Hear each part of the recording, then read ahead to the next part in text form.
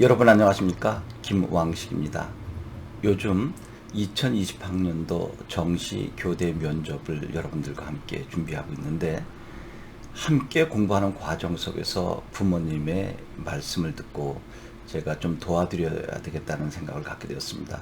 지금 고등학교 3학년 또는 교대 준비하는 또 반수생이나 또는 재수생 학생들은 당연히 이 면접 수업을 따라오지만, 부모님들의 두 번째, 세 번째 자녀가 있는 경우가 있더라고요. 지금 중3도 있고 고등학교 1, 2학년도 있고, 벼랑간에 교대 준비를 하려고 보니까 생각보다 쉽지 않은데, 먼저 공부하는 방법을 몇 가지 알려주면 안 되겠습니까? 라고 어떻게 보면 여담인 것처럼 보이지만 저에게는 절실하게 들렸습니다. 그래서 제가 서울 오산고등학교에서 국어교사로 재직할 때 이렇게 공부해서 성공했었던 학생들의 사례를 몇 가지 순서대로 좀 알려드릴 건데요. 이것은 실제로 제가 공부하는 과정 속에서 이렇게 공부했으면 좋겠다라고 충원을 했고, 또 그것들을 실천해서 성공한 사례인데, 교대를 간 아이들뿐만 아니라 의대, 법대 간 아이들의 사례까지 알려드리겠습니다. 오늘은 그 첫 번째 시간인데요. 성균관대 의대를 간 학생입니다. 지금은 물론 의사가 되어 있습니다. 그 학생은 1학년 입학하면서 저희 반이었는데 꼭 의대를 가고 싶다라고 이야기했습니다. 그럼 어떻게 하면 내신 관리를 잘하고 수능을 잘 볼 수 있을까를 고민했습니다. 그래서 저는 요즘도 그 유행하는 방법이 몇 군데 있더라고요. 교과서를 우선 모두 한쪽 면에 준비하게 했습니다. 그리고 그 교과서에 해당되는 참고서를 3권씩 준비하게 했습니다. 기본서를 먼저 옆에 놓고, 그 다음에 문제를 어느 정도 단계별로, 그리고 제일 마지막에는 확인 문제 정도 또는 최종 점검의 문제, 이렇게 3개의 문제집을 준비하게 했습니다. 여러분 다시 한번 정리해 볼까요?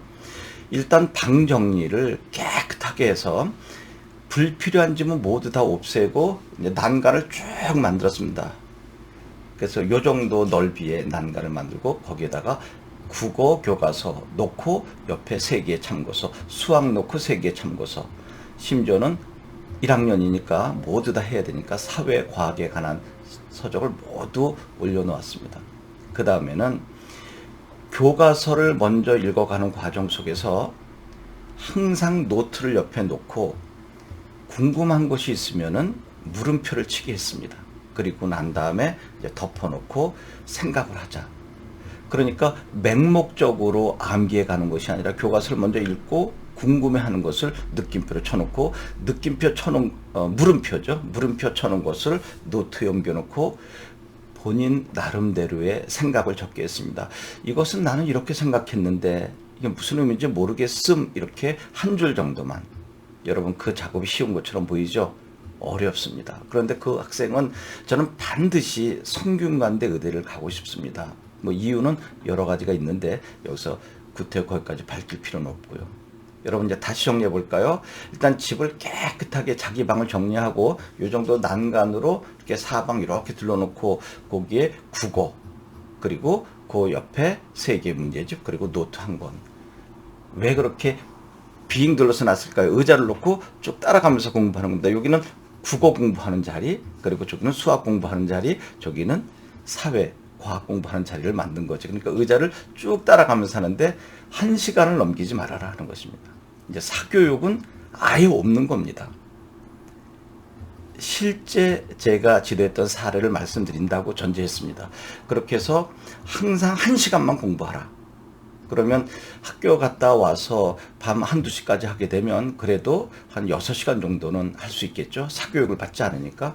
그렇게 해서 국어를 놓고 조금 전에 이야기한 것처럼 물음표를 찍고 노트에다 옮겨놓고 적어도 3-4가지의 정도 질문을 놓고 그 단원에 해당되는 기본 문제 풀고, 그 다음에 그 다음 단계 풀고, 그 다음에 최종 점검 문제를 푸는 과정인데 3번씩 하라라고 했습니다.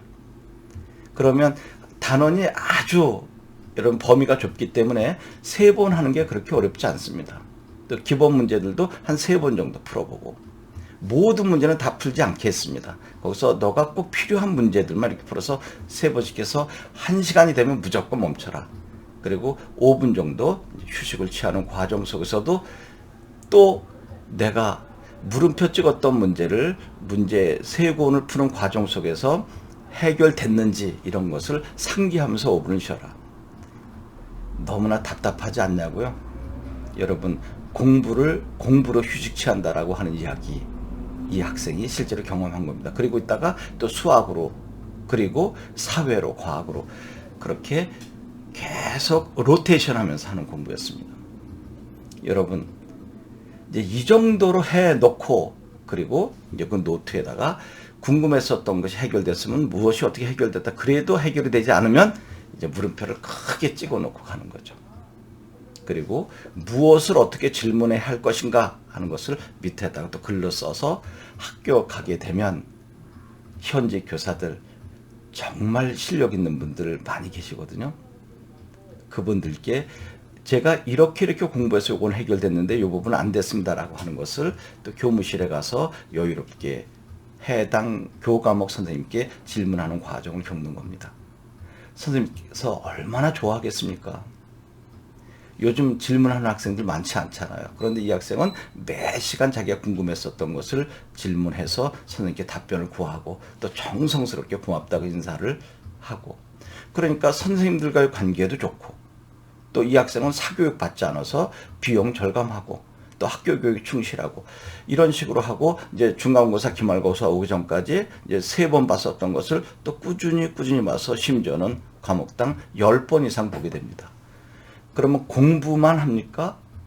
여기서 만이라고 하는 말이 여러분들을 좀 어떻게 보면 질곡된 삶처럼 보이는데, 즐거운 일은 만 해도 괜찮습니다. 여러분, 게임 즐겁잖아요. 그럼 게임만 해도 행복하지 않나요?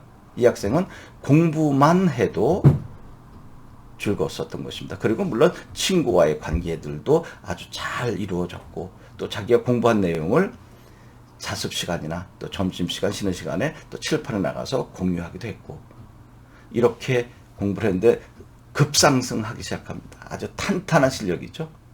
실제로 제가 이렇게 1년 동안 도왔고, 이제 저희 반을 떠나서 2학년, 3학년 되는 과정 속에서도 그렇게 공부해서 그 해에 성균관 의대에 합격이 됐습니다. 이제 다음 시간에는 이제 법대 간 아이의 방법을 또 제가 알려드리도록 하겠습니다. 저에게 질문하신 부모님들, 이 방법을 반드시 선택해서 하라는 것이 아닙니다. 이 방법대로 하라는 것이 아니라 제가 한 5가지 지도했었던 유형, 그리고 어느 정도 성공했었던 사례를 여러분들께 알려드리는 것이니까 이 중에 하나를 선택해도 되고, 아니면 여러 개를 조화롭게 나름대로 재구성해도 되고, 아니면 이 방법 말고 이 방법 참고로 여러분 자녀만의 방법을 연구해서 갈 수도 있는 것입니다. 도움이 되었으면 좋겠습니다. 여러분 고맙습니다.